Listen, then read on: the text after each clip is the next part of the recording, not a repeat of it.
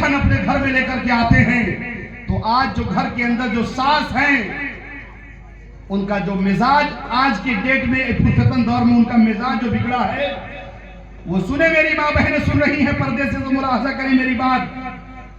सास का ये मिजाज बना हुआ है कि वो अपनी बेटी को बेटी समझ रही है और दूसरे की बेटी को नौकरानी समझ रही है।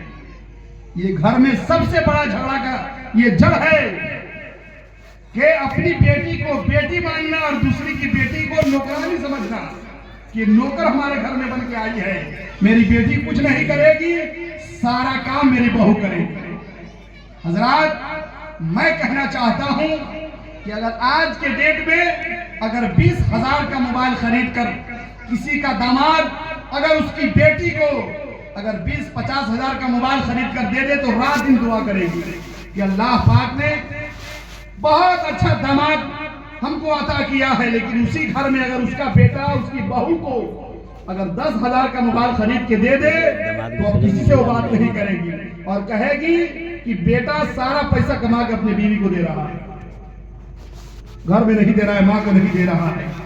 मिजाज बदलना होगा हर सास और ससुर को। सुनिए, आज जो हम और आप शादी ब्याह करते हैं, जब वो नई नवेली दुल्हन हमारे घर में आती है, हजरात आपको पता नहीं है कि वो लड़की जो हमारे ईमान अकीदे की हिफाजत के लिए आती है हमारे घर में। हजरात आका इरशाद फरमाते हैं शादी करने के बाद इंसान का ईमान आधा मुकम्मल हो जाता है। शादी वो जंजीर है कि जब इंसान के पैर में जब पड़ते हैं तो इंसान का बहकता हुआ कदम सीधे रास्ते पर आ जाता है।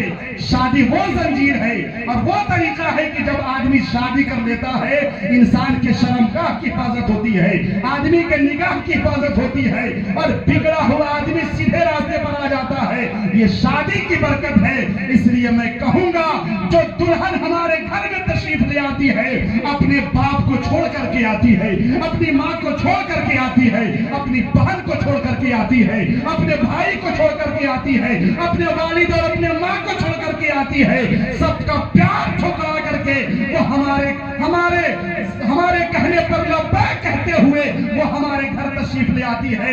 इसलिए घर के अंदर जो बीवी आती है, घर के अंदर जो दुल्हन आती है, उसे कोई और चीज नहीं बल्कि उसको प्यार की जरूरत होती है, उसे मोहब्बत की जरूरत होती है, उसे अच्छे से बात करने की जरूरत होती है। इसलिए कि वो भी किसी की बेटी है, वो भी किसी की बहन है, वो भी लाड और प्यार में उसकी परवरिश हुई है। वो सारे सबकी मोहब्बतों को ठुकरा करके अपने शौहर की आवाज पे लब्बैक कहती हुई वो हमारे घर तशरीफ ले आती है।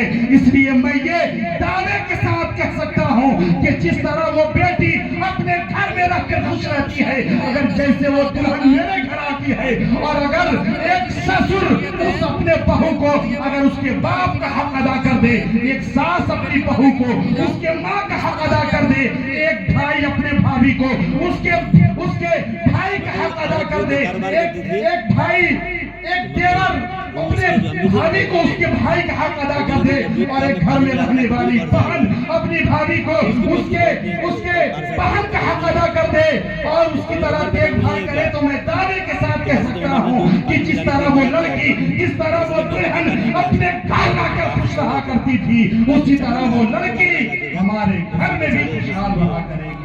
अपने बेटे का रिश्ते में दूसरी लड़की से। इसलिए मिजाज बदलना होगा। वो भी किसी की बेटी है, वो भी लाड और प्यार से उसकी परवरिश हुई है।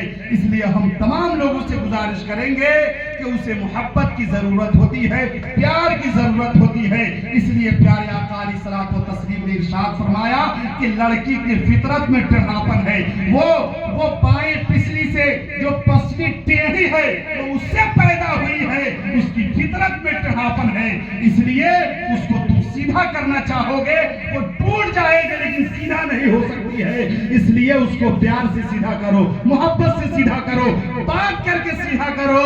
और प्यारे आका अलैहिस्सलात व तस्लीम ने अपने अज़वाज मुतहरात से इस कदर मोहब्बत फरमाया, इतना मोहब्बत फरमाया कि मैं आपको बताऊं, प्यारे आका अलैहिस्सलात व तस्लीम की बारगाह में हजरत आयशा सिद्दीक़ा रज़ियल्लाहु तआला अन्हा आप एक मर्तबा हुजूर की बारगाह में دودھ لے کر کے گلاس میں دودھ لے کر پہنچی اور کہتی یا رسول اللہ یہ دودھ ہے آپ پی لیجئے، یا رسول اللہ یہ دودھ ہے آپ نوش فرما لیجئے۔ تو پیارے آقا کہتے ہیں عائشہ پہلے دودھ تم پیو، سبحان اللہ۔ آقا کہتے ہیں عائشہ پہلے دودھ تم پیو۔ حضرت عائشہ دودھ پیتی اور آدھا گلاس دودھ پی جاتی ہے۔